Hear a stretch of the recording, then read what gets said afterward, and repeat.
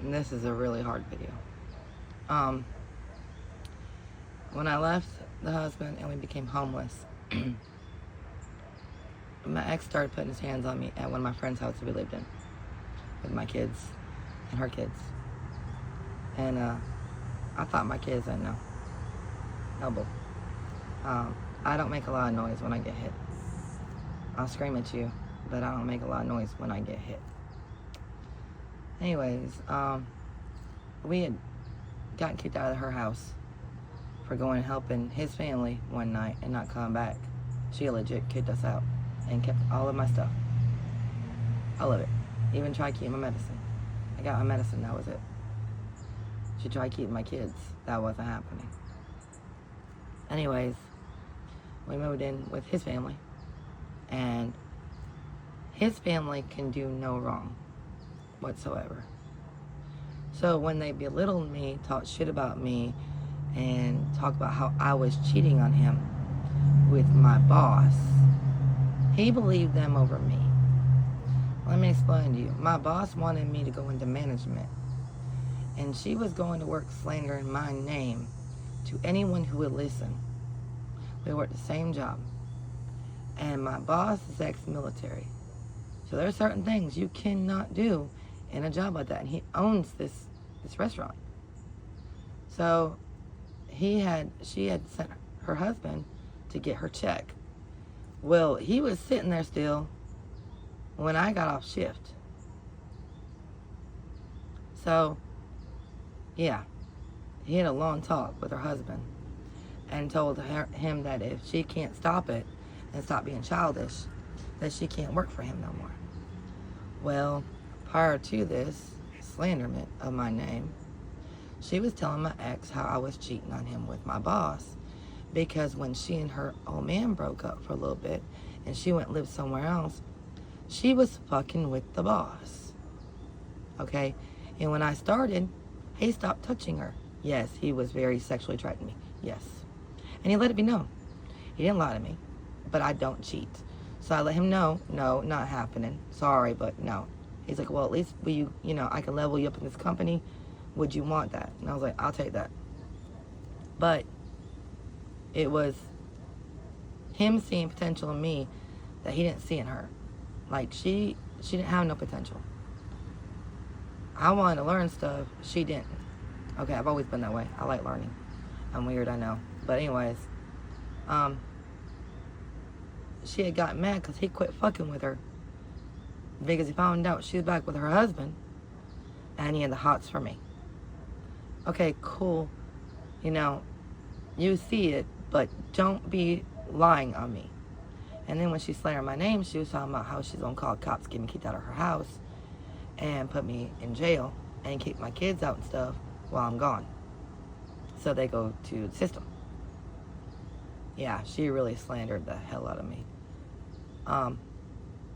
She is one that I may be God's child, but I catch her out of a place that I respect, and I ain't hold back.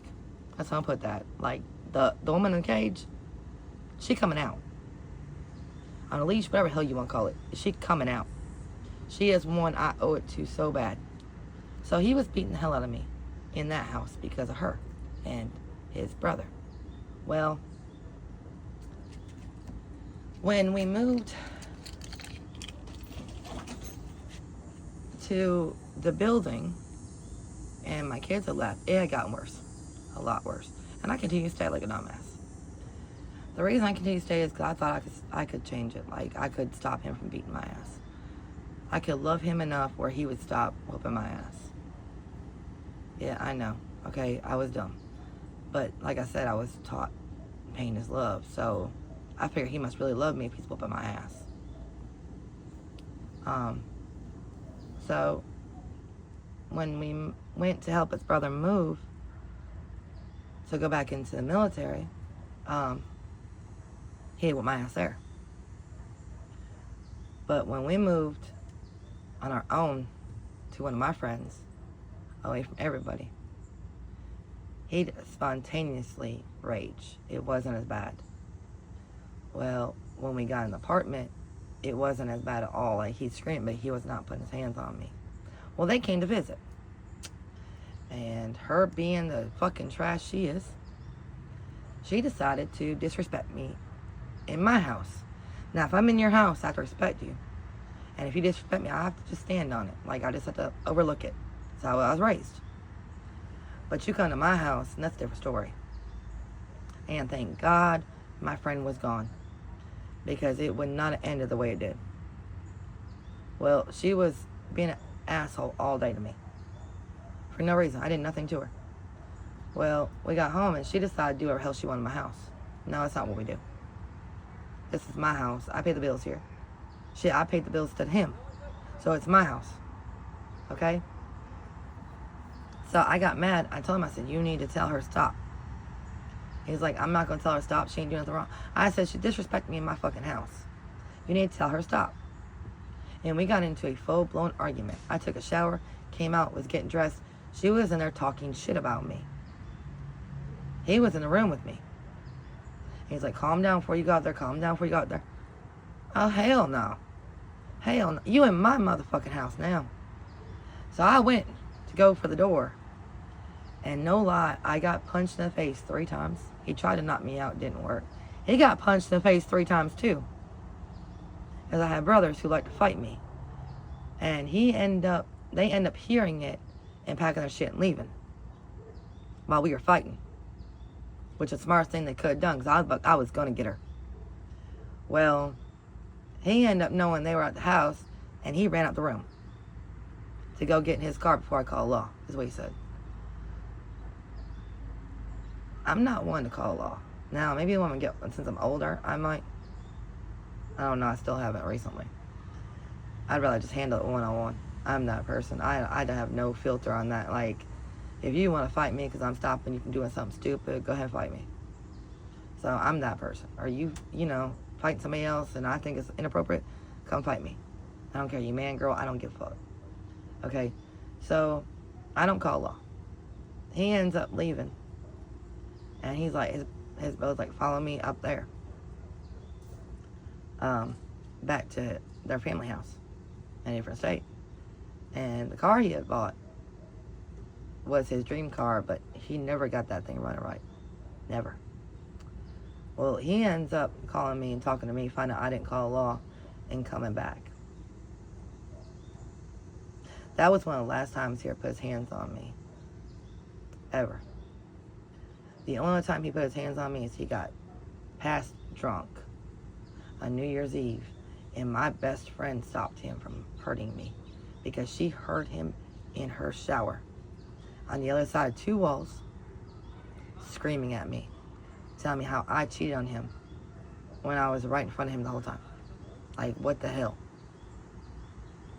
So she stopped him. Her husband came over and dealt with him, and I kept them up because her husband wasn't releasing him until he was calm and sobered up some.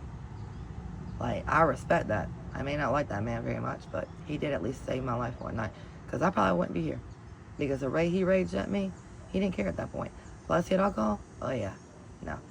The rule was no more alcohol for either of us. Well, when I danced, I still drank.